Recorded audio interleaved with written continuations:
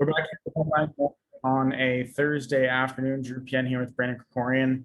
Brandon, recently just discovered the fact that you went 5-0 in week one. Yeah. That's good for you. You need the cushion for the future weeks because if it's anything like last year, you're gonna need that 5-0 start. But congrats on the 5-0 start. Yeah. No, I mean, I'm super excited I went 5-0 to start. I mean, you went 3-2. It's not, I mean, that's not bad at all. I mean, hey, it's better than being 2-3 or 1-4. But being 5-0, I'll say I probably expected I expected to go 3-2, I'd say. The Texans Jaguars one I was a little skeptical on, and I'd probably say probably the Broncos Giants, only because you just didn't know. But honestly, I did feel pretty confident with all of them. It worked out. I mean, the one, I mean, you took Niners Lions, you took the Lions, I took the Niners. The Lions almost came back. It was an 8-point game, so that one could have flipped it. I mean, you could have been 4-1. I could have been 4-1 as well. So that, I mean, that easily could have changed it also. But I think we both had pretty good weeks though. Yeah, I was disappointed about the outcome of Niners Lions because I thought at the end there was a legit shot I might be able to hit on that, but I really didn't deserve to win that one anyways. Yeah, So. yeah. But week one was a pretty exciting week. Unfortunately, my Patriots start 0-1. But unless you have a game you really want to start with, I guess I kind of want to start just quickly on the Patriots Dolphins. I did pick the Patriots one of my games to beat the Dolphins. Obviously, that didn't happen, and it was actually a pretty bad loss in my opinion. You can look at it one of two ways. You can look at it as Mac Jones played well. He arguably played the best out of any rookie quarterback to start week one. At least for week one, he might have played the best, arguably, debatably. He played the cleanest game probably out of any of the rookies. But you could also look at it as he played the cleanest game out of any rookie, and he gave you what you didn't have last year, which was competent quarterback play. And you still lost to a team that, in my opinion, is still really at best a fringe playoff team. You essentially lost to, honestly, what should be a worse version of the Patriots. Tua should be worse than Mac Jones. I don't know if he should be, but really, Brian Flores should just be worse than Belichick. The Dolphins have a bunch of just like old Patriot players. Like this team should be better than the Dolphins. They really should. And they lost to the Dolphins in their own stadium. And the defense played not well. They only gave up 17 points, but they did not play as well as they should have. The offense did not play great. Obviously, Damian Harris with a huge fumble, Stevenson with the fumble. It has me slightly worried, but I mean, I've clearly have had high hopes for the Patriots on the show. So I'm really not that worried. I still think this team's actually still a super, super solid team. I still think they're a top 3 defense in the league. And I mean, even though they lost week one, the one thing that I have to take out of it positively is that if Mac's going to play like this in future weeks and only get better from here on out, he might be the best quarterback in the draft class. I mean, I'm not saying he is. I'm just saying he had the best game week one out of any rookie. And I think that's a positive to take out of this week. So, Yeah. And I mean, like you said, it was 3 minutes and 20 seconds left and they had the ball inside the 10-yard line and then they fumbled. So, I mean, let's assume they don't score a touchdown. They probably don't want to score a touchdown there, to be honest. I mean, I don't know how many timeouts the Dolphins had, but, you have first down, so you can run 3 plays. That's 40 seconds each play, so you get it down to like a minute left or whatever by the time you're kicking the field goal. I mean, you would have the lead 19-17 with like a minute and a half left in the game. So I mean, they had the chance, it was there. I did watch that game. Mac played well. I do agree. Probably did play the best out of anyone. And Lawrence put up numbers, but he had 3 picks. Wilson had no protection and no weapons.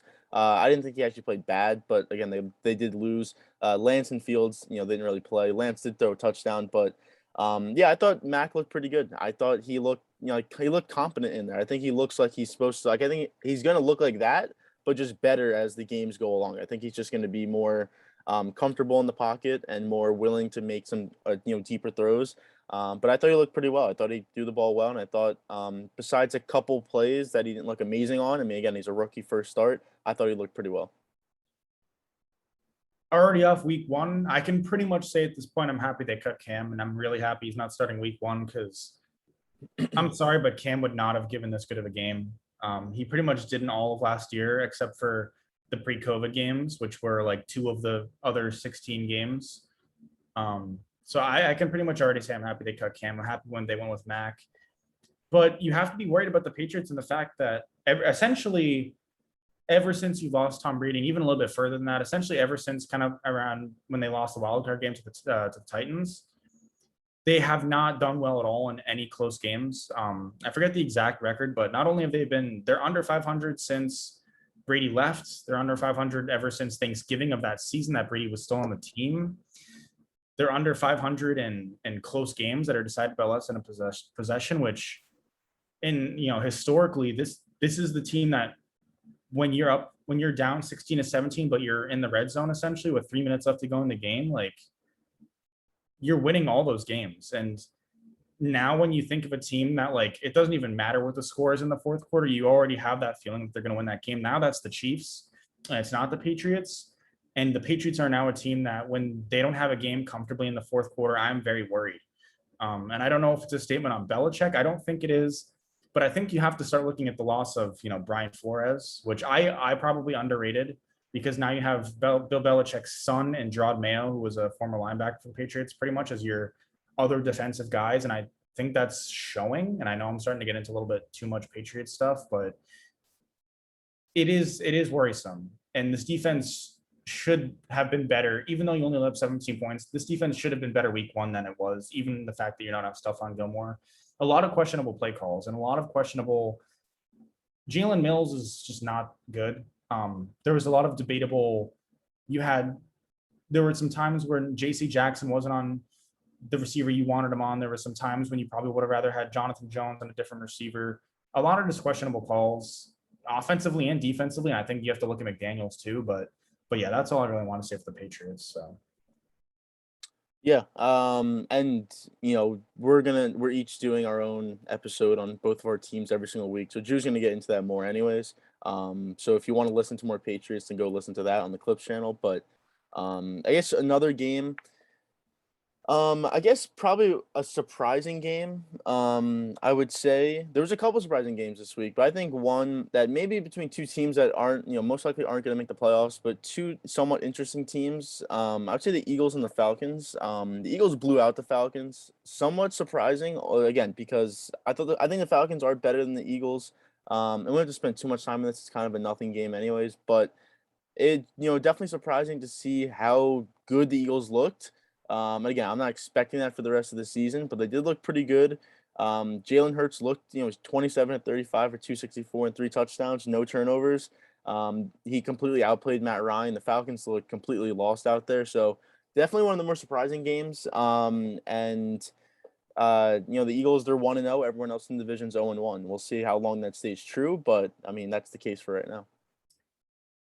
That was probably the most surprising game of the week because there were a lot of people that, not me and not you really, but there are legitimate, people who actually thought the Falcons were going to be good this season, and they still might be, but it's an awful look game one. There's really not much to say about it. I mean, they just got wiped by the Eagles. It could be an aberration.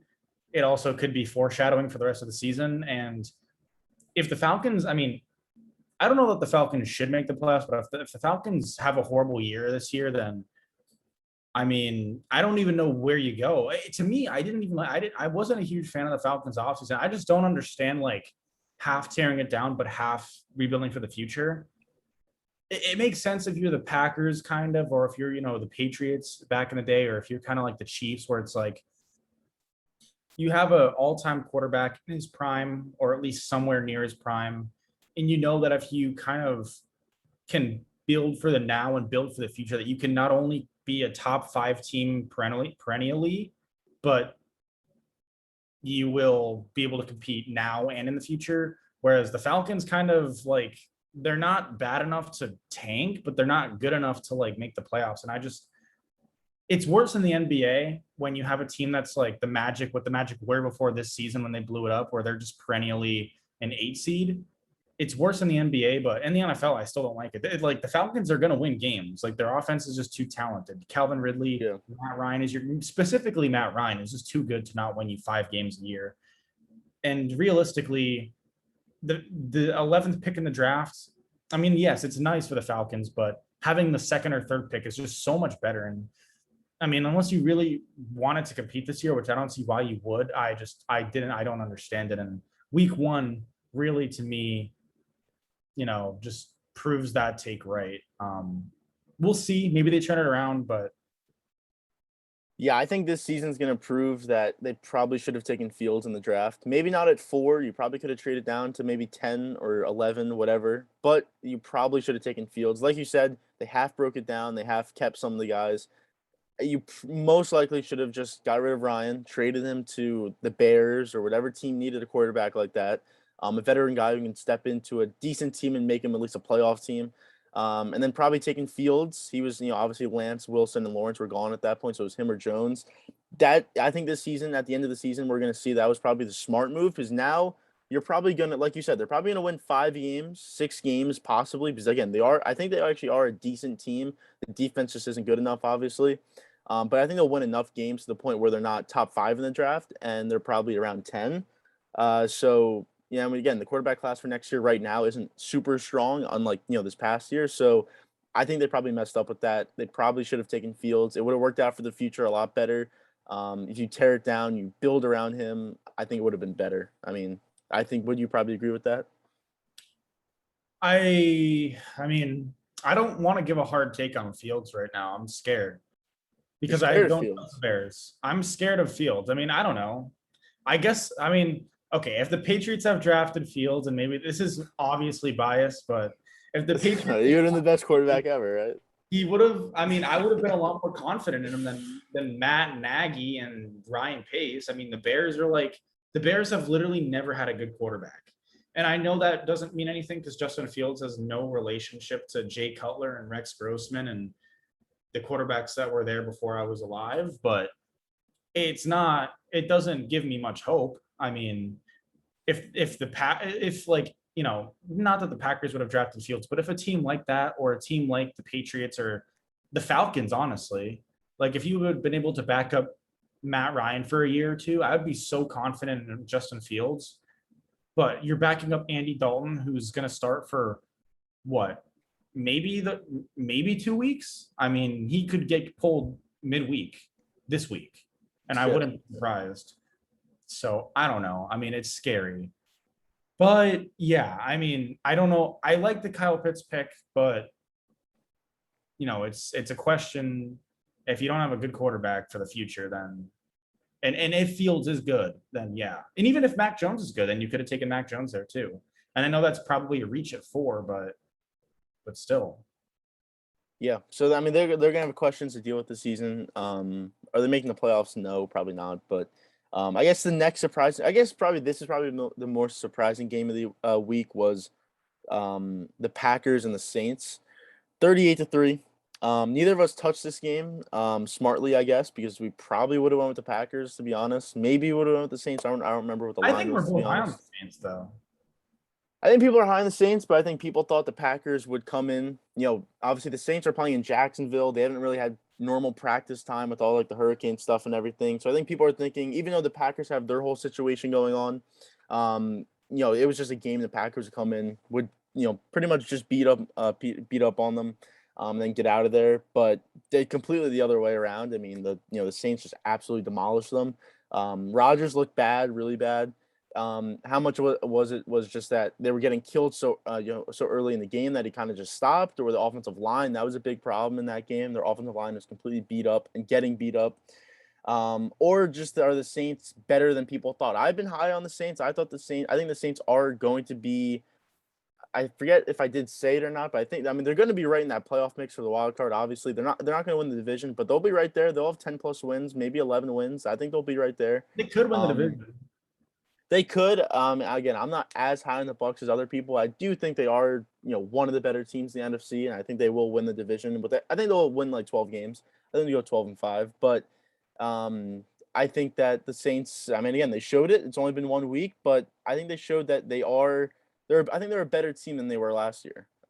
Even with some guys leaving, some guys not, all the way healthy. Still, Thomas still hasn't even played a game. I think they're probably better than they were last year because Winston can throw the ball deep, which they haven't had for 5 years.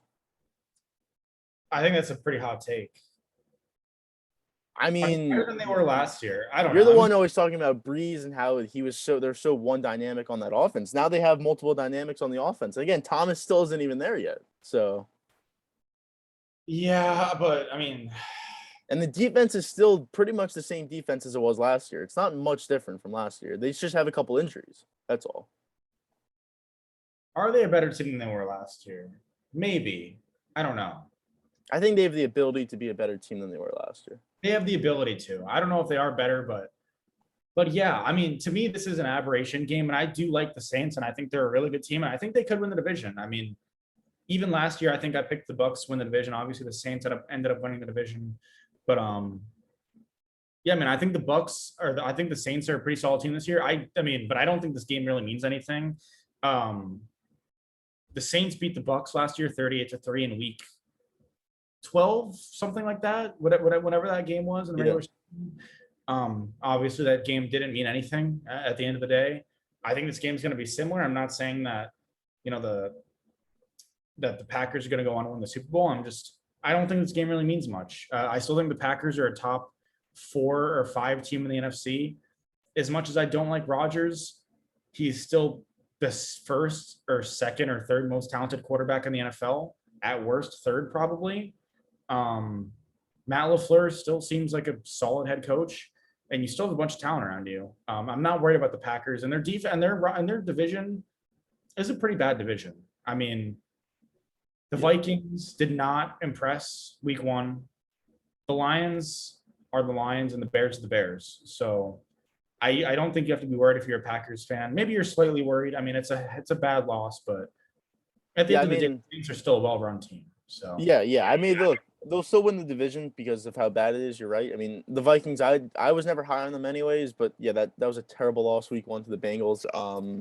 But I mean, again, if you weren't in this division, I think you would be worried at least a little bit. If you were in the South, or if obviously, I guess possibly the East, because that's obviously a worse division as well.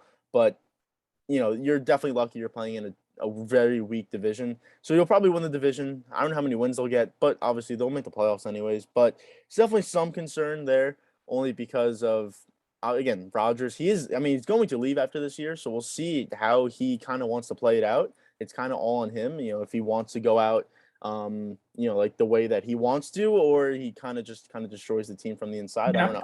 Told Rodgers is leaving after this year still, but I think he is. I mean, the way it happened all this last year, then it's like, all right, we'll just make it basically a 1-year contract for you so that you can kind of go wherever you want next year. I think it's pretty clear he's going to leave. I mean, he probably will, but I just don't. Where is he going to go? I'm not sold that Denver's a good team. I think Denver's a good team. I mean, next year, if let's say Rodgers goes to Denver next year, they're for sure getting a new coach. I'd be very surprised if they didn't. He'd probably want his guy, not Vic Fangio. So I would assume a new coach comes with them if Rodgers were to go there. And they have pieces. And again, Jerry Jeudy got injured, but you have Jeudy and Sutton and Fant on your team on the outside. I mean, your Melvin Gordon is your running back. That's not amazing, but you still have enough weapons on there. The offensive line's good enough, and the defense, it's a pretty good defense they have there. So again, if they're doing what they're doing now with Teddy Bridgewater and Drew Lock, if you had Aaron Rodgers to that, even if it's only for like 2 years, I mean, I think they're one of the better teams in the NFL. I'm not saying they're a top team, but they're one of the better teams. Give me I just want a simple answer here. What do you think the Broncos' record is this year? This year? Yeah. Well, it doesn't help they're in a tough division. It's a very tough division they're in. So I'd say I think they could win 8 games. Okay, so if they go 8-9, let's say, and are in the hunt for the wild card the whole season, are they going to fire Vic Fangio to bring Rodgers in? Well, I think you would have to see what your options are. Obviously, that's the biggest thing. If there's no good options out there, then you're not going to just fire him to fire him. But if you kind of have an inclination that Rodgers is going to go to your team and it seems pretty set that, like he's going to want his guy, because I don't think he's going to be comfortable with Vic Fangio as his head coach. You probably do that, right? You're not going to pass up the opportunity to get Aaron Rodgers. You probably wouldn't, but listen, if I'm the Broncos, I'm still slightly hesitant on bringing Aaron Rodgers in. I know that's a dumb take. It is dumb. And I know this we're talking in the future, so far in the future right now, but Rodgers to me is like the Odell Beckham of quarterback. Yeah. There's a very solid argument to be made that even though he might be the most talented quarterback of all time, it might not be worth it. I mean, his attitude, it's not even his attitude. It's just he's just a diva. He's just a little bit of a diva for a quarterback. And the quarterback is the CEO of your company. He's the role model, he's the leader. And that might be the most important attribute for a quarterback. And I know that's not flashy, and I know it's not the Mahomes throw, and I know it's not the Rodgers on the run to Jared Cook throw in the playoffs, but it's something to look at. And the Broncos may just not have any better options because, unfortunately, you have Teddy Bridgewater and Drew Lock, and you're not going to draft a quarterback next year, I don't think. But yeah. Yeah, I mean, I obviously I agree with that. I mean, he is a diva, but to pass up on the opportunity, I think would just be a mistake. If it were to work out and that were to happen, and like that was the team that he wanted to go to, because again, he wants to go to LA, but again, you can't go to either LA team. That's just not possible. You can't go to San Francisco too. So Denver seems like the most logical option there. Again, no Seattle, so anything on the West Coast you really can't go to. Arizona, so it seems like Denver is the most reasonable option. And I think it'd be a mistake if they didn't, get him if he were available. So it would be very similar to the Peyton Manning signing. And Rodgers is what Peyton Manning was coming off of that surgery because he was a real question mark still. But it's really, you sign Rodgers and you got 3 years at it probably. And then after that, you're going to be bad for the next probably 6 years. I mean, that's essentially what the Broncos did. They traded 3 years of success for 6 years of being pretty bad. And did it pay off? Yes, because they won a Super Bowl, but that's a big gamble because it's not a guarantee you're going to go win that Super Bowl. And at the end of the day, even though Peyton Manning was not a big part of that 2015 Super Bowl, I still do think there's a leadership aspect that a guy like Peyton Manning brings. And I'm not sure that Rodgers has that aspect. And you'd obviously rather have Rodgers than Manning in that 2015 season, but it's scary to me. But anyways. Well, yeah, and the one last thing I'll say is, of course, any Broncos team in the next 3 years, let's say they have Aaron Rodgers, will not be as talented as those Bronco teams. I mean, those Bronco teams are completely stacked on offense and defense, so they'll never be as good as those teams. But again, if you have 3 years to win a championship, and it's at least a pretty good look at, you have a pretty good chance at winning that if you have Rodgers. And again, the team is, pretty good other than the quarterback right now. I mean, again, it's kind of hard to pass that up, but we'll move on from the Broncos. And I think there's probably 2 more games at least I want to talk about. And again, if you want to talk about another one, we can. But I'm going to start with the Chiefs and the Browns. Probably the best 2 teams going head-to-head in Week 1, the Browns and the Chiefs. And again, it was kind of like the game last year. Just, the score was just different, I would say. And again, Mahomes didn't get like injured. the Browns, I guess. But I mean, I still like the Browns. I mean, I think that – What'd you say? You picked them to be in the Super Bowl. So well, yeah, I did pick them to be in the Super Bowl. I did pick the Chiefs as first, and I changed it. But yeah, I still feel confident in the Browns. Like I said, if Baker can take that somewhat step up, which he was showing, in the first part of this game, and the pick that happened at the end, I agree with what Romo said on the broadcast, was that he was trying to throw it away and he just got tackled from behind. And then by the time he was, he just couldn't get enough power on it to actually get it out of bounds. And there was a guy right there. So, but I like the way that he played. I like the way Chubb looked pretty good. Chubb's always going to look good in a game like this. Odell didn't play. He's not playing in Week 2. Again, we'll see what happens when he comes back. I think that's somewhat of a question of what they actually will look like when he plays. You hope that he buys in and doesn't try to be a diva like we talk about. But, the defense was shutting down the Chiefs for the first half. And again, it's hard to shut down the Chiefs for all 4 quarters, which that's going to be the question when it comes to the playoffs. But for the first half, they were being shut down. They only had 10 points at the start of the second half. Then they got it going in the second half, like I just said. But I like the way the Browns played. Of course, they had a chance to win this game, but the Chiefs are a better team. I'm not denying the Chiefs are a better team, but I think when the playoffs come, I think the Browns will be better. I think Baker will be better, and I think if they were to meet, at some point, whether it's divisional or a championship round, I think the Browns will win that game. I want to like Baker. Like I really do want to like Baker. It's just sad that he's on the Browns. I don't trust the Browns. I still think Stefanski is an overrated head coach. I, I mean, I know he led this Browns team to something they've never really been before, but I still question his just coaching ability in a big game. Um, and as far as Baker's concerned, I think he played well. I mean, there's no doubt about it that this game was good for the Browns just in terms of you showed you can compete with the best team. But I mean, you kind of already showed that last year, and it would have been really nice to get this win week one.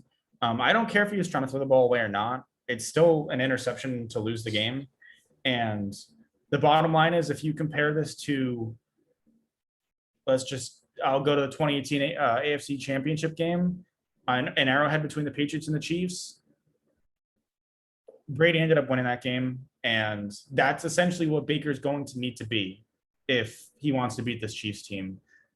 And I don't know that he has it in him, and I don't know that the Browns team has it in him in general. I'm scared about Odell Beckham. I think he could honestly ruin this team's chemistry. And I don't know. I know there might be some people who don't think chemistry is very important. You're wrong. Chemistry is really important. We saw that this team just got better when Odell was out last year. And I'm scared that similar to like Kyrie Irving, even if you're the 10th best player in the NFL, and Odell isn't that, but even if you're just an insanely talented player, if your attitude's not good, and we've seen this with Aaron Rodgers, it can mess teams up, and I'm pretty scared of it. And on top of that, Mahomes is the best quarterback in the league. Andy Reid, I still like over Stefanski. And overall, I think the rosters are pretty close. You may be able to argue the Browns have a better roster. I think it's close though. And not having Honey Badger in that game is pretty big.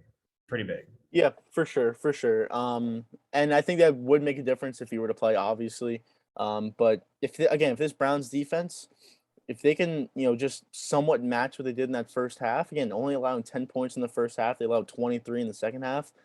If you can just limit them when it comes to the playoffs, just limit them and like do what the Pats defense was doing, where I'm pretty sure in that game, the first half they kind of shut him down. The second half they let him come back. The Pats made the plays when they need to make the plays to win the game, which is like I think you said it perfectly. Like that's exactly what the Browns have to do and Baker has to do, is that when the Chiefs do make the comeback, because they will make the comeback, you have to make the right plays at the right time. Because if you do, then you stop their momentum. You score, whether it's a touchdown or a field goal, you're at least putting points up. Obviously, you'd prefer touchdowns against the Chiefs, and then you'll win that game. So, and again, the Browns didn't even force a turnover. That's obviously huge. You're going to have to force turnovers against the Chiefs. That's just you have to stop them some way, and that's obviously going to be that way. Because again, not only is their offense amazing, but they have an amazing kicker. It's probably top 2 kicker in the league, top 3 kicker in the league. So, not even stopping them at the 35-yard line isn't good enough because they're probably going to kick a 50-yard field goal. So you have to stop them at midfield or cause turnovers. They weren't able to do that for the entirety of the game. So if they can just fix up a couple things, and then when they see them again in 4 months, I think they have a really good shot at beating them. Yeah, I will say though, not necessarily related to this game, but I may have to publicly apologize for my Ravens winning the division take. Yeah. Officially in I'm not in panic mode, but a lot of injuries and it's really tough. And I guess we can talk about the Monday night game. Yeah, that was next game I want to talk about anyways. I'm nervous. I mean, I like Lamar, and I know that maybe it doesn't seem like I like Lamar as much, but I do like Lamar. But if he's not an elite runner, and I don't know how long he's going to be an elite runner for. I mean, it'll still be at least this year, but 2 fumbles. He can't pass the ball. He really cannot pass the ball for his life. I mean, it's really bad. And you'd assume since his MVP year, he would improve at least somewhat. And he's arguably regressed as a passer. He's a league average passer, and that's maybe at best. Whenever he's at a deficit, when a team knows he's gonna have to drop back and and throw a ball, he just can't seem to get it done. And it's really scary. And not to mention Marcus Peters, Gus Edwards, obviously J.K. Dobbins, probably other people I'm forgetting at this point too. This Ravens team's injured, and maybe I just overestimated how good they would be. I still think they're going to be a good team in general. I don't want to overreact because I still do like the Ravens, and I still will pick them to win the division. I'm not going to go back on it just yet, but I'm officially nervous. I mean, there's no reason I shouldn't be nervous. The Browns just looked like a top 4 team in the league against the Chiefs, and the Ravens just lost to a team that many people think is a bottom 5 team in the league. So I have to be nervous. Yeah, I mean, I would be nervous too. I mean, I didn't like the Ravens. I mean, I like the Ravens, but I didn't like them as much as the Browns going into the season. I think the Browns are just a better team. And again, the injuries have not helped the Ravens. Again, they have no running backs. I mean, you're relying the Latavius Murray signing is a good signing because he is a good running back, but you need another running back with him, like another guy who's at least the same level or better, and you just don't have that with all the injuries that you have. So and Lamar, I mean, it's amazing to watch him play. Like when we're watching the game, it's amazing to watch him make all the plays that he makes. But I mean, he's gonna do that. He has to do that every single play to make something happen, whether it's with his legs or he's just escaping pressure and then somehow making a throw on the run, which he'll maybe complete, maybe he won't. I mean, obviously, I agree. The passing has to get better. It just hasn't got better in 2 years, and it doesn't look like it's gonna get any better as well. He made a couple of good throws, but there was a lot of throws that he missed or he should have just made and he just didn't. So that has to get better if they really want to compete for a championship. Again, they have another tough matchup this week. They play the Chiefs in week 2. That's probably a loss to be honest. So you're going to start the year 0-2. That's not good. They're lucky the Browns lost against the Chiefs week 1 because otherwise the Browns would probably be 2-0. And then you're really far back in the division already after 2 weeks. But if they can somehow beat the Chiefs this week, that'd be huge. I don't see it happening. I think the Chiefs know how to beat the Ravens. They already beat them 3 times with Lamar. So I think it'll be a tough week 2 for the Ravens, and then I think it's gonna be a tough season. Are they still gonna make the playoffs? I think so. I think they'll make the playoffs. I think they'll get to 10 wins, but I don't know. I guess we'll have to see how it turns out. I don't care about the running backs. There's really no season in recent history where you look back at a team and say that either this running back made the difference or not having a running back made the difference. Running backs are just kind of irrelevant. And yeah, I mean, I like the Latavius Murray signing, him and Tyson Williams. I think are good enough to get it done. Yeah, I mean, losing J.K. Dobbins and Gus Edwards is kind of big, but really you should be fine. The real thing is it's really just Lamar's ability to pass the ball. I mean, Lamar would not be 0-3 versus Mahomes if Lamar had even anything close to Mahomes' ability to drop back and just make plays with his arm when teams know that's the only thing that the Chiefs can do. And that's really all it is. I mean, and also, for Lamar's own safety and the Ravens' safety as an organization long term, he just runs so much, and I would like for him to not run as much. Because every play, it's like Lamar's not gonna just not get hurt in his career. Statistically, it's just we've never seen that before. And Lamar runs more than pretty much any quarterback ever. He runs more than any quarterback ever. Also, the offensive line Monday night for the Ravens was pretty bad. Lamar was running for his life on top of the fact that he is also a running back. He was running for his life, and that needs to be fixed. I have faith it will be fixed. But the big question is Lamar's throwing ability. And there's really not much more to say. It's just, can he make the throws, and can he have the pre-snap reads that Mahomes is able to make? And it's just, we'll see. I have no hope though, honestly. So yeah. Even then, without that, I still think this team, again, is talented enough that you should be able to just win 10 games in the regular season by default. And that may be enough to win the division. We'll see. So they may win 11 or 12 by default. I don't know.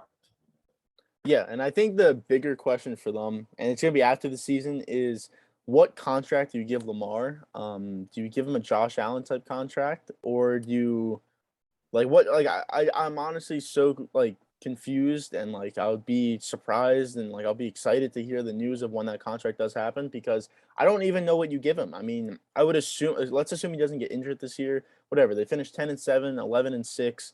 They make the playoffs, they lose the first game or whatever, they lose to the Chiefs, they lose to whoever. And you're like, what are you giving him a super max contract that like all these other type quarterbacks are getting? Because he's never gonna be even though whatever you want to say about Josh Allen's I think is always going to be a better quarterback than Lamar because he can actually throw the ball. And he actually lead a team in passing and do that, which Lamar just he has no clue how to do that. So like what contract do you even give a guy like that who at some point is going to get injured? There's literally no possible way he never gets injured.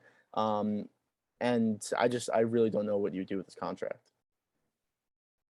It's a scary thought, and honestly, I don't know what you would do. I mean, Lamar's going to be hunting down that guaranteed money. There's no doubt about it. Yeah. I don't think he's going to be in the mood to take like a contract similar to what Jimmy G got, which is kind of like, we're giving you a lot of money if you play and you're on the team, but if you're not on the team, essentially the rest of the contract isn't guaranteed. I don't think he wants to have a contract like that. I mean, with his style, he essentially should have a shelf life similar to a halfback, honestly, and Yeah. longer than a halfback, longer than a Le'Veon Bell. But I mean, if he's anything worse of a runner than he is right now, then he goes from a top 12 quarterback to a top. I mean, we're talking like a really mediocre quarterback at that point. If his running is an elite, like best in the league elite. Yeah. Like, because once he gets injured once with his legs, then you're going to be afraid to run him as much, which obviously takes away a huge part of his game. Then you're relying on his passing, which if it does get better, you're hoping it gets better. If it doesn't, then it's kind of just like you said, like a mediocre quarterback, a guy who can run, and it still is really fast, but you're scared of him getting hit and getting injured. And then passing wise, he's not amazing. So it's almost like a Tyrod Taylor, almost just a younger version of Tyrod Taylor who's better, but still it's kind of that situation. You know who the Lamar MVP. I hate MVP awards. I mean, this is super unrelated, but it's so like crazy how we can go from players winning MVP, essentially not playing any better or worse. The narrative just changes around them. I mean, not to bring up Russell Westbrook, but the Lamar MVP is similar to the Russell Westbrook MVP. That might be a hot take. And my take on that is they're not necessarily any better or any worse, maybe marginally, but the narrative around them changes. Because Lamar was very innovative, and he was, the new Michael Vick. But eventually people kind of realized that it's just not, we just talked about it. And I think the same kind of happened with Russell Westbrook, the triple double. And eventually people just realized that like, it's a triple double. Cool. I know that's kind of not related to what we were talking about, but I thought I would add that just for fun. But we'll get into week two predictions. 3-2, Brandon 5-0. A lot better so far than our first year. Yeah. Anything over 500, I'm happy with, honestly. I mean, Yeah. Going against the spread, so realistically, anything 3-2 and better is a win in my books or my book. So I guess I'll go first. My first game, I have Saints at Panthers. Panthers are 3.5-point underdogs at home. I'm going with Carolina. That might be surprising because I just talked about how good the Saints are, and I'm high on the Saints, but I'm also high on the Panthers, and I think I might be higher on the Panthers than I even realized I was. Maybe I'm just like maybe I like Sam Darnold for no reason. Would it be a crazy take to say I'd rather have Sam Darnold than Lamar Jackson? That would be stupid to say, right? Yeah, I think it would be. Okay. I won't say that then, but maybe in 6 months I will. Maybe. I'm not going to say that right now, but maybe in 6 months I'll say it. Listen, I think this Carolina team is talented. Offensively, you have a bunch of weapons. Defensively, you have stuff to work with. I know you just beat the Jets by only 5 points, but it was still a relatively impressive win, and you covered. And maybe I'm just riding that because they covered for me week 1, and now I want them to cover for me week 2. But I mean, honestly, are the Saints 6.5 points better than the Panthers? Assuming home field is 3 points? I don't think so, especially considering they're in division opponents. Like, I think the Panthers could win this game. I would be not surprised at all if the Panthers won this game. Yeah, I mean, I think the only thing of concern would just be that They played like good against the Jets, but they didn't play amazing, and they almost did lose that game. And that was to the Jets, a team that's clearly worse than the Saints. I guess that's the only concern that you'd probably have. Like if they were to play the same game they did week 1, week 2, they're probably losing, and they're probably losing by more than 3.5. So I guess that's the only thing to look. They just have to play a better game overall. Because that second half, they looked really bad against the Jets. Yeah, I mean, yeah, I don't know. But I don't hate the pick. I definitely don't hate it. I just don't know if I would have picked it. That's all. So you don't like the pick because you would be more likely to go with the Saints, wouldn't you? If I were to touch the game, I'd go with the Saints. Yeah. So yeah, you don't like the pick. You can just say you don't like the pick. Well, I mean, it's not that I don't like it. I just wouldn't go Listen, with that. That's all. if you not only would you not touch that game, but if you had to touch that game, you would go with the Saints. That is It just means I like the Saints more. That's all. You can just say you don't like the pick. It's fine. I'm not going to be offended. I'm not saying I don't like the I'm pick. going with the Panthers. Listen, I'm going to say you know what? I'm just going to come in with this really no facts behind this at all. Probably a bad take, but I want to revisit it at the end of this year. I would rather have Sam Darnold from now on than Lamar Jackson. Wow. I mean, yeah, you're right. That is a crazy. Okay, I don't know. Like, I like to say things that I don't mean sometimes, and maybe it's because I just kind of like took a dump on Lamar Jackson for the past like 5 minutes and you didn't disagree with me. And so maybe I'm just like feeling down about Lamar Jackson, and maybe I just like Sam Darnold for no reason, but I don't know. I'm feeling Sam Darnold right now. So I mean, we'll see. I'm gonna write it down and we'll revisit it at the end of this year and we'll see if it was a good take or not. So basically whoever had the better year or no, but we'll revisit it in the year, but I would rather have Sam Darnold from now on and the rest of their careers than Lamar Jackson. Oh, okay. That's my take. Sure. Okay. I think Sam Darnold has more upside, and I think which quarterback is more likely to win a Super Bowl? I think neither are that likely, but if you made me pick, I would be tempted to go with Sam Darnold just for the fact that Lamar Jackson's play style is very tough to win a Super Bowl. It's similar to Giannis, and I'm going to bring Russell Westbrook up again, but you're going to be able to get in the playoffs pretty much every year just because your team's really good. You have a top 5 head coach in Harbaugh, and the bottom line is you're still a top 12 quarterback, and you're going to be winning 12 out of your 17 games because you're just going to be winning. You're going to be ahead the whole time, and that's a style that's good for Lamar. But when you're trailing by 14 in the second quarter or whatever, I mean, that's the worst case scenario for Lamar. And I think you need to do that at least twice in a year and probably twice in the playoffs to be a Super Bowl caliber quarterback. And I don't know that Sam Darnold's likely to be that guy who can come back from 14 down, but he's more likely than Lamar. So that's my take. Writing it down. We'll move on. All right. Yeah, we'll see. All right. My first game, I'm Bengals at Bears. The line is 2.5, and I'm going with the Bengals. They're the underdog in this. They're plus 2.5. I'm going with them. I don't like the Bears. I mean, I went against them last week. I picked the Rams. That was obviously that was probably one of the easiest choices of all last week was the Rams over the Bears. And that line was, I think, 7.5. Yeah, that was 7.5, and that was super easy. The Bengals, they're coming off a win against the Vikings. They were at home, but they did come off a win against them. They played pretty well. I mean, I was definitely surprised at how well they played, especially because I don't think this team is that good. I mean, I think they'll win probably 4 or 5 games, but I don't think they're like amazing, obviously. But Burrow looked pretty good. At least he had some time in the pocket.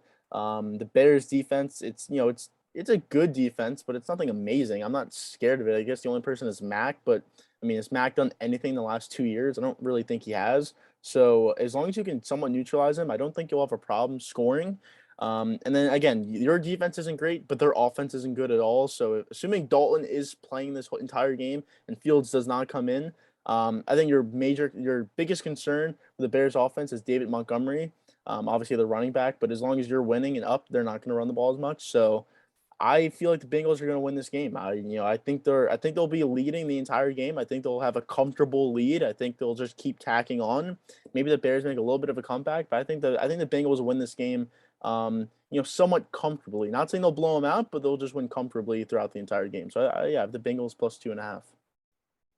My only the scary part about that pick to me is if the Bengals go up and up by 10, let's say it's 10-0 at halftime, Bengals are winning. I think Fields is going to be in that game in the second half. Yeah, that's the biggest thing for me is that Fields doesn't come in this game. I think there's a good chance he does. I mean, it would depend. If the game's close throughout the whole time, and the Bengals are able to kind of just keep like a 3-point lead the whole game, which is possible, then maybe they just never bring Fields in because Dalton's still keeping him in the game. But if Fields does come in, I think that's a jolt. Even if Fields is not great, I think that's just a jolt of energy. Yeah.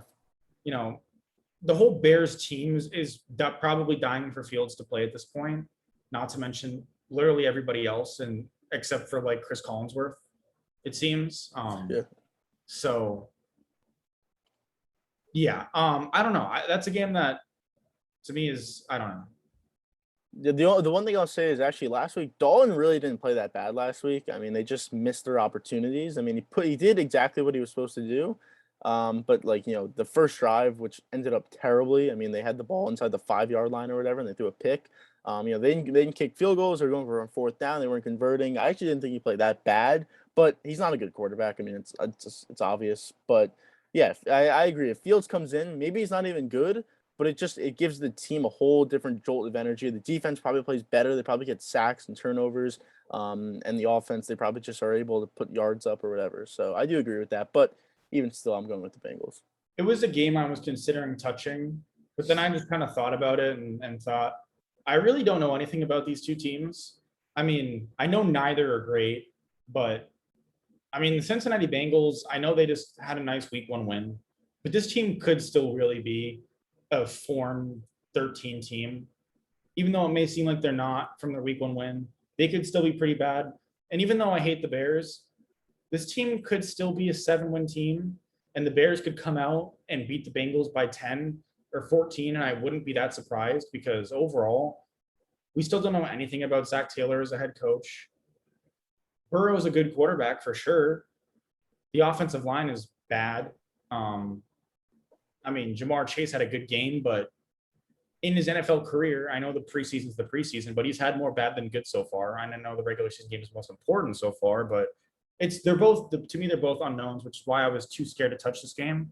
My second game, I went with Broncos at Jaguars. The Jaguars are 6-point underdogs at home, and I'm taking Jacksonville. Typically, people say that home field advantage is worth about a field goal. And so, to me, I just asked myself, are the Jaguars 9 points worse than the Broncos? I don't think so. Maybe I'm just low on the Broncos. To me, the Broncos every year, people think they're like going to be a dark horse playoff team. Like last year, they were a dark horse playoff team, and I know they had injuries. Cortland Sutton was the biggest one, pretty much. But I don't love this Broncos team. I don't like Bridgewater. I think I know there was a clip where Von Miller was like, we haven't had a quarterback around here who can really lead since Peyton Manning.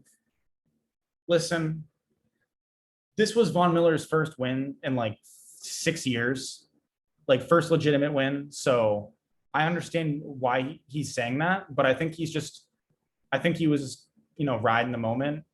I don't think that's really the truth. And really, I don't know how much I love this team's roster. The offensive weapons are legit, but they're young and they're still going to be inconsistent. I mean, Judy is still going to be inconsistent this year. I wouldn't be surprised if Sutton's inconsistent this year. Fant is still inconsistent. Your running back is Melvin Gordon and the other guy, I'm forgetting his name for some reason.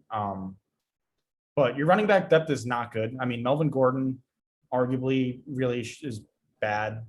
And defensively, you're inconsistent as well. And that's really that's the problem. And I know the Jaguars looked really bad week 1, but I still think Trevor Lawrence is the best quarterback in this draft class. I know I talked about Mac Jones playing the best in week 1, but Trevor Lawrence is still the best quarterback in this draft class. Nobody has any doubt in their minds right now. Really, the scariest thing is Urban Meyer. It's really scary to me. I questioned the Gardner Minshew thing, splitting reps in training camp just to trade him for essentially nothing. Like, why? I mean, that's just taking time and practice away from Trevor Lawrence. Crucial practice time. But 6 points, and you're home. That's a lot. I'm gonna take the Jaguars. All right, so you're taking the Jaguars in that game. My next game is Niners Eagles. The line is -3 for the Niners, and that's what I'm going with. I'm going with the Niners.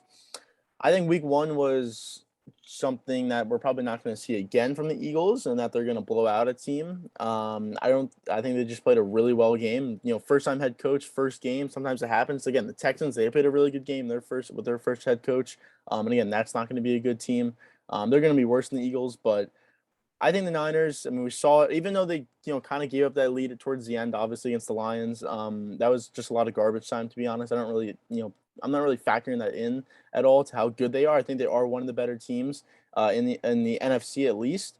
And I think they're going to win. I mean, it's just I don't think the Eagles are that good, and I think the Niners are just a completely better team than they are. And I know Mostert got injured, which it seems like he's always injured, but now he's actually out for the year. So I guess that hurts a little bit, but you still have was it a lot? What's his name? Whatever, like Elijah something or whatever the backup running back was, who had like 100 yards last week. You still have him. Who, I mean, again, it seems like they always have a running back who just does amazing out of nowhere for some reason. The So lesson they to be still they learned, always the lesson to be learned from these running backs getting hurt and really the teams not suffering at all is that running backs might actually be the most useless position yeah on the field. Like you can notice when a team starter goes down at almost any position, maybe other than running back. And sometimes you can notice it when you have a really bad running back depth chart, but for the most part, I mean, you don't even notice it. Like you really don't. Damian Harris is the best running back for the Patriots. Brandon Bolden is bad. And when Brandon Bolden's in, you barely notice the difference. Same with the 49ers all these years. They've had so many running backs. You can go through the years. You really don't notice a difference. Same with the Ravens, same with all these teams. And you really don't notice a difference unless they're a generational type guy, like a Zeke or like a Saquon or whatever, or like, and I know you don't like Saquon, but like a Derrick Henry, to me, it's useless, but not useless. I know that's harsh, but it's an overrated position solely because of fantasy, in my opinion. yeah. I agree. They always have running backs who just, like I said, they just put up 100 yards out of nowhere. So it's crazy, but yeah, I just think they're the better team. I think that, they'll just show. I think their defense is a completely better defense than the Falcons, and I think they'll be able to put pressure on Hurts. Um, so yeah, Niners -3. What's your next game? I also went Niners at Eagles, and I'm taking Niners as well. And I agree with everything you said pretty much. Niners are a better team. Are the Eagles better at anything than the Niners? I think no, I really. don't think so. So to me, it's not a question. To me, it's a bad line. Yeah, So I go with the Niners. yeah. All right, so we're in agreement there. My next game is Vikings at Cardinals. The line is 3.5 in favor of the Cardinals, and I'm going with that. I mean, in Week 1 we didn't talk about it, but they killed the Titans, absolutely destroyed them. Murray was insane in that game. Again, Titans defense not a great defense, but the Vikings don't really have a great defense either. I think they were on the road last week. They're at home this week. I just think that they're a better team than the Vikings. I don't have any faith in the Vikings. Haven't since the beginning of this year. Going into the year. And I think Murray, we saw it last year in that the first couple games he was amazing, and then he got injured, and then the team wasn't doing as well, and then he stopped doing as well. It seems like he's healthy this year, clearly. And I think he's just gonna have a monster year. He's gonna be in the MVP conversation. I don't know if he'll win it, but he'll be in the conversation. And I just think the Cardinals are a better team than the Vikings are. And I think the only question is their defense. Just that secondary isn't amazing.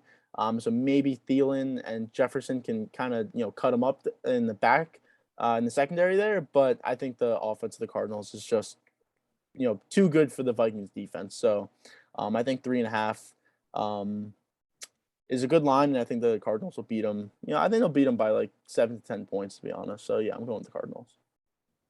That was the game I looked at, but I still think the Cardinals are inconsistent. Last year they were the epitome of inconsistent. Some games they looked amazing, and then some games they looked like a 5-11 team.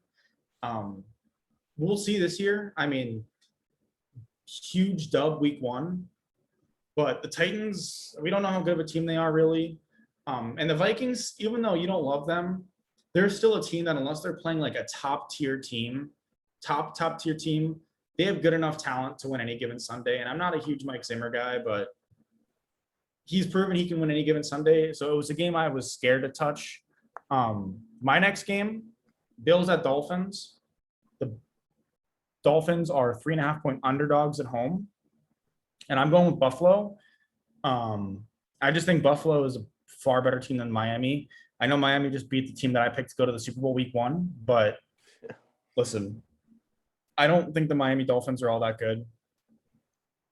I think they had a good matchup against the Patriots week 1. I think week 1 is just week 1. I think the Bills are still an elite team. They have a huge advantage at quarterback. Offensively, they're just a much better team.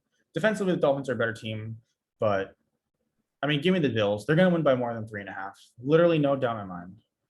So, if I'm wrong on that, I would be shocked. That's the game I probably feel the best about this week. I know my predictions. All right. I guess we'll see. I mean, they are on the road, so I don't know. I guess we'll see. My next one is Titans at Seahawks. I have the Seahawks -5. This isn't even like based off last week in the Titans game. It's more just like I think the Seahawks are just like far and away a better team than the Titans are. They're also at home, which obviously helps. The Seahawks are so much better at home than they are on the road. Lockett had his huge game last week, so I wonder what kind of game he's going to have this week. But I feel like they're going to have a pretty good game because the Titans' defense is terrible. They have no secondary at all. So if, the Cardinals are going to light up the Titans, I would assume that the Seahawks would as well. They're a better offense. Like Wilson's a better quarterback than Murray is. They have better weapons than I think the Cardinals do. So I think that they're just going to destroy them, to be honest. I think it's going to be a tough start for the Titans. If they're going to be 0-2 to start the season, it's going to be tough. It does help the Colts lost week 1 as well. So we'll see what the Colts do in week 2. But if the Titans lose this game, I think there's going to be a lot of questions there. Because, again, Henry was bad week 1, 17 for 58. I know they were losing, so they really weren't running the ball. But he wasn't doing anything at the beginning of the game. So if he can't get something going at the start, I think it's going to be very bad for the Titans. So I think the Seahawks -5. That may be the most confident game I'm in this week is the Seahawks-Titans game. Yeah, I still think the Titans are a fine team. I think they're a solid team. I didn't pick that game, but I will say not for 1/10 of a second for the past pretty much since Tannehill's been drafted have I ever thought he's like a franchise quarterback. And ever since he's been on the Titans, I've pretty much thought he's overrated. He's like the epitome of a game manager that's not even really good enough to be a game manager, in my opinion. I think he's vastly overrated. I think they've had a really, really, really good O-line. I think Henry has been maybe the best couple years stretch of any running back in history. I mean, probably not, but he's up there for sure. And I don't love AJ Brown, but AJ Brown is still one hell of a receiver. And obviously getting Julio, you just have no excuses if you're Tannehill offensively. And I know the defense isn't great, and the pass rush is probably going to be bad again. Even though you got Bud Dupree, but I don't like Tannehill, so I don't hate the pick. Yeah, and I do like the Seahawks a lot. My week 1, my MVP pick, Russell Wilson, looks good. Seahawks in the Super Bowl from week 1. I mean, it wasn't the most impressive win of week 1, but that pick's looking good. Patriots, on the other hand, is looking not as good, but I have faith. Yeah. All right. The last 5 week 1 losses with the Patriots, I'm pretty sure, have resulted in Super Bowl appearances, I want to say. So, and is that because they had Tom Brady on the team? Maybe. But listen, I'm still confident in this Patriots team. So. Okay. Do you still have a game left or no? Do I? I don't know. I'm asking you. Oh, yeah. I do. I totally forgot about it because I was talking about the Tannehill thing. I have one last game, and we're going back to the Patriots here. Oh, great. Patriots at the Jets. Patriots are 5.5-point favorites on the road, and I'm taking the Patriots. And I know it may seem biased, and it probably is, but Patriots being 0-1, They're out for vengeance. And to me, this feels like a week that the Patriots just win. When they have week 1 losses, typically the Patriots respond to a loss with a win. That's just how the Patriots have been historically. Maybe I shouldn't count on what the Patriots have been historically because they're just not that anymore. But the Jets are awful. I'm not a big Zach Wilson fan to begin with, but regardless of Zach Wilson, this roster is just really bad. They put up 14 points against the Panthers week 1. I'm not a fan of the Jets, and I think this is a week where the Patriots win by 1 or 2 touchdowns, and that's more than 5.5. So, all right. So for my last game, I'm going with Packers Lions, or I guess Lions at Packers. The line's 11, but I'm going with the Packers. I think that the Packers will blow the Lions out. They always seem to blow them out every single year, at least one time a year. Obviously, they play twice a year. And I think after last week, the embarrassment that was last week for both Rodgers and the Packers as a whole, I think they're going to come into this week, Monday Night Football in Green Bay. First time Rodgers played in Green Bay since the NFC Championship. I think that they're just going to come out firing on all ends. Rodgers going to have a great day. The Lions, I mean, they may not even have a bad day. They're just going to get lit up. I think it's just a train that's coming. They don't have a way to stop it. I think the Packers, like I said, are just going to blow them out. It's going to be a bloodbath. It's not going to be like this last Monday night game. It's just going to be a complete blowout. It's going to be a boring game. Probably once the second half kicks in, it's going to be already a 20-point game. And that's how it's going to be. I think the Packers will just destroy them. I really don't think. And again, there's no Jeff Okudah. He tore his Achilles. He's out. So your line secondary, which was already bad, is now worse. So who's even going to stop Devontae Adams? I think he's going to have a big game. And like I said, I think the Packers are going to blow him out. It's just a lot of points. It is. When you're calling a blowout like that, it's just like a crapshoot. I mean, I don't know. The Green Bay could be in control the whole game, but the Lions come back with a late touchdown and a late field goal or something, and there you go, 10-point win. That was a game I was scared to touch. I try to stick with the closer games so I can kind of just pick who I think is the better team and is going to win. But I mean, the Lions are awful. I could 100% see the Packers responding to week 1 in a big way, prime time, and just slap the Lions and put them into full tank mode. So yeah, that's what I'm betting on. This could be Dan Campbell's one and only year. We're gonna bite the kneecaps. This is the week. I mean, this is the week. Yeah, we gotta bite some kneecaps this week. Hopefully not. But I think that's it though, right?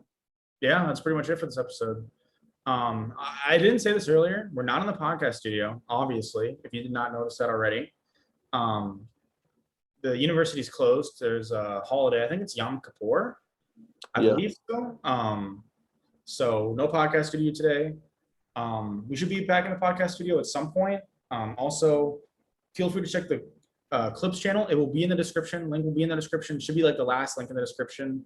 It'll be somewhere in there. Check it out. Brandon uploaded a video on the Cowboys. I will be uploading a video on the Patriots at some point before the week 2 matchup with the Jets. So check those out. But that's pretty much it. We'll be back at some point in the next week. We'll see how these predictions keep working out. I'm excited. Brandon, 5-0. Hopefully, I hope you keep it up. I hope you have a big year this year. I hope you have as big of a year as you can possibly have without being better than my predictions. Well, I mean, I appreciate that, but I'm also not trying to lose this bet that we have. So I would like to end up with a better record. But how about if we tie? What happens if we tie? I mean, probably nothing. I guess we'll pick the Super Bowl and then we'll see who wins the Super Bowl. Okay, sure. Well, wait, what do you? How would that work? Like when it actually gets down to this 2 Super Bowl teams, we'll pick. We can do we could do a heads or a tails, and whoever gets heads gets this team. Whoever gets tails gets that team. Okay, sure. I mean again, if we'll actually end up in a tie, probably not. But if it were to happen, I guess that'd be the decider. So what are we doing? We don't know yet, right? Well, we still got to make that up. We have time. So yeah. Now that I'm down 2 games, though, I mean, I might be reluctant to do something out of this. Well, how about if you're up 1 game after next week? Then maybe you want to change your mind. So, I mean, the first 2 weeks are not enough for me to like really be scared right now. I don't know what it would be. Maybe something about jumping into one of the lakes on campus or something. But We'll see. Yeah, I guess we'll see. Anyways, I already said everything about the description and all that. So have a blast. We'll be back later.